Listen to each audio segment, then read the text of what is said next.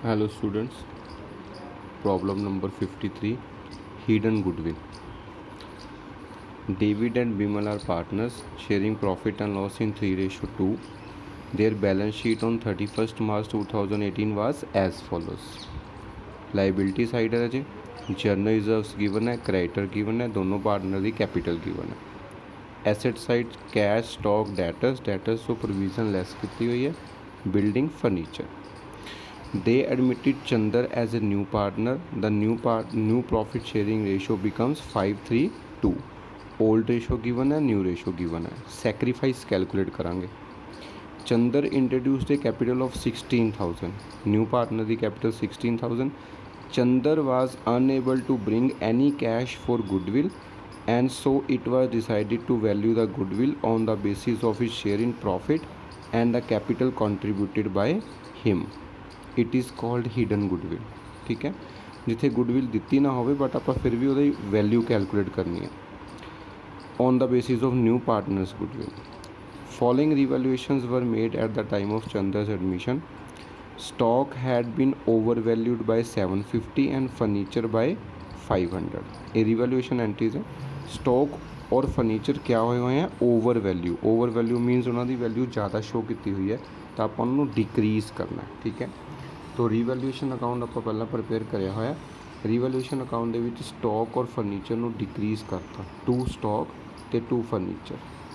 Stock 750 ਨਾਲ, furniture 500 ਨਾਲ। A provision for doubtful debts to be increased by 100। देखिए provision for doubtful debts already हैगी है, वो हैगी 400 ਦੀ। ਆਪਾਂ ਉਹਨੂੰ इंक्रीज़ करना बाय 100, वो भी डेबिट साइड ਤੇ आऊगी। To provision for doubtful debts 100, क्योंकि वो 100 रुपये नाल इंक्रीज़ करनी है। A creditor for 2350 was paid off by Bimal privately, मतलब ये बिमल ने पे करता। बिमल अपना पार्टनर है, उन्हें प्राइवेटली किसी क्रेडिटर की पेमेंट करती, for which he was not to be reimbursed. Reimburse मतलब जिदे बदले च आपां उन्हें कोई भी पैसे वापस नहीं करने, तो फर्म के तो क्रेडिटर रिड्यूस हो गए ना। ठीक है, लाइबिलिटी रिड्यूस होगी, तो बाय क्रेडिटर 2350 टोटल आ गया। क्रेडिट साइड ज़्यादा है, माइनस करके प्रॉफिट आ गया 1000, जो आप दोनों पार्टनर्स के विच डिस्ट्रीब्यूट करता। ठीक है, इट इज़ रीवैल्यूएशन अकाउंट। उस तो बाद है जी कैपिटल अकाउंट। दोनों पार्टनर की कैपिटल आपको गिवन है। जोड़े ओल्ड पार्टनर्स हैं डेविड और विमल की, इट इज़ 18,000 और 12,000। ठीक है, न्यू पार्टनर जो चंदर है वो जी कैपिटल लेके आया वो हैगी 16,000। रीवैल्यूएशन असी प्रिपेयर कर लिया, वह प्रॉफिट सानू गिवन है 600 ते 400 हैगा अपने को। और एक साढ़े को जर्नल रिजर्व्स पे हैं जोड़े आप डिस्ट्रीब्यूट करने हैं बिटवीन द पार्टनर्स।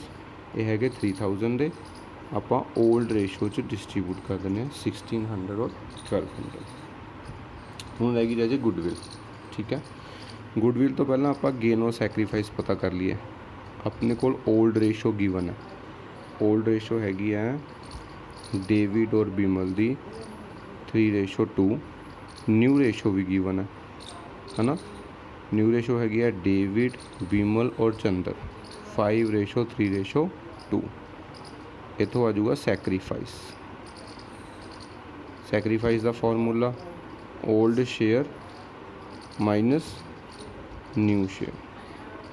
ठीक है, डेविड और बिमल ओल्ड 3/5 2/5 माइनस 5/10 3/10। LCM 10 आऊगा। 6 - 5 4 - 3 1/10 1/10। तो सैक्रीफाइसिंग रेशो आ गई इक्वल। ठीक है जी, सैक्रीफाइसिंग रेशो आ गई इक्वल। इस तो बाद कैलकुलेट करूँगे hidden goodwill.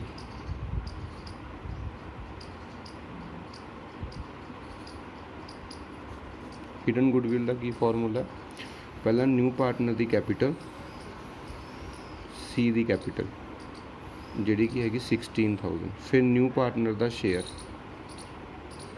2/10, then new firm's capital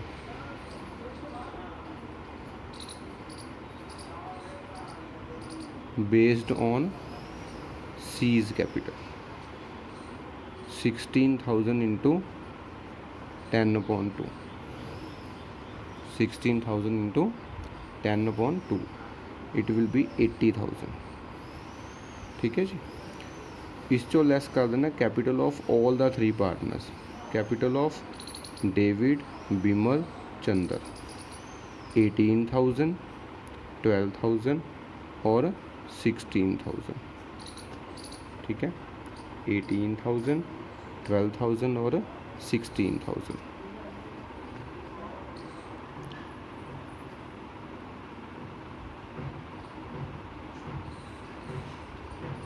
$46,000 आ जाएगा।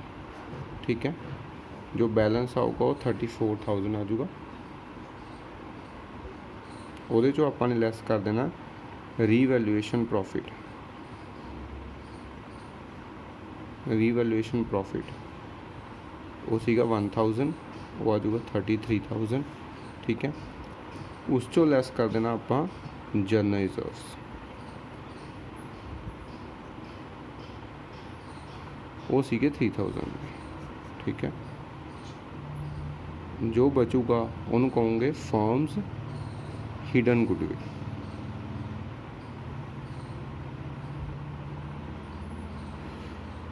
उस चो सी का शेयर कैलकुलेट करना है। C's share of goodwill 30,000 into 2/10 मतलब सी की गुडविल आ जाएगी 6,000 और उन्होंने लिखा C Chander is unable to bring जी की गुडविल वो 6,000 और लेके नहीं आया और कई रेशो डिस्ट्रीब्यूट करनी है अपने इक्वल। तो इतने आ जाऊगा by C's current account equal मतलब 3,000 और 3,000। ठीक है, टोटल आ गया राजे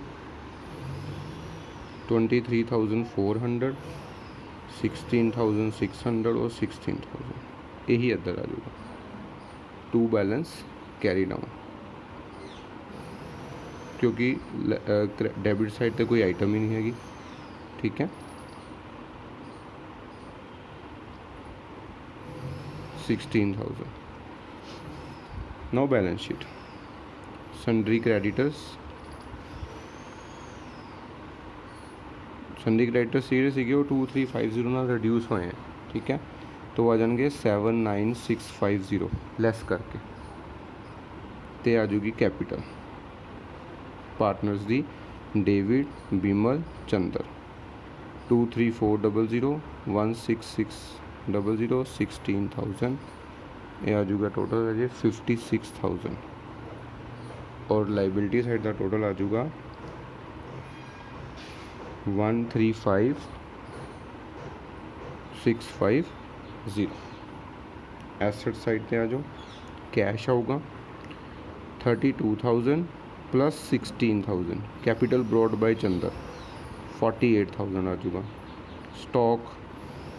स्टॉक आप रिड्यूस कराया 750 ना तो आ जाएगा 14,250 का। ਡੈਟਰਸ ਸੀਗੇ 9400 ਦੇ। ਆਪਾਂ ਜਿਹੜੀ ਪ੍ਰੋਵੀਜ਼ਨ ਹੈ ਉਹ ਇੰਕਰੀਜ਼ ਕਰੀ ਹੈ 100 ਨਾਲ तो प्रोविज़न 400 की जगह पर कितने की हो जाएगी हूँ 500 की और इधर आ जाऊगा 8900। ठीक है, बिल्डिंग ना तो आप इंक्रीज़ करे ना करे डिक्रीज़ तो 55,000 की ही आ जाएगी राजा। ठीक है, फर्नीचर 500 ना डिक्रीज़ करे 3500 का आ जाऊगा और एज सीज करंट अकाउंट 6,000 होगा 135,656।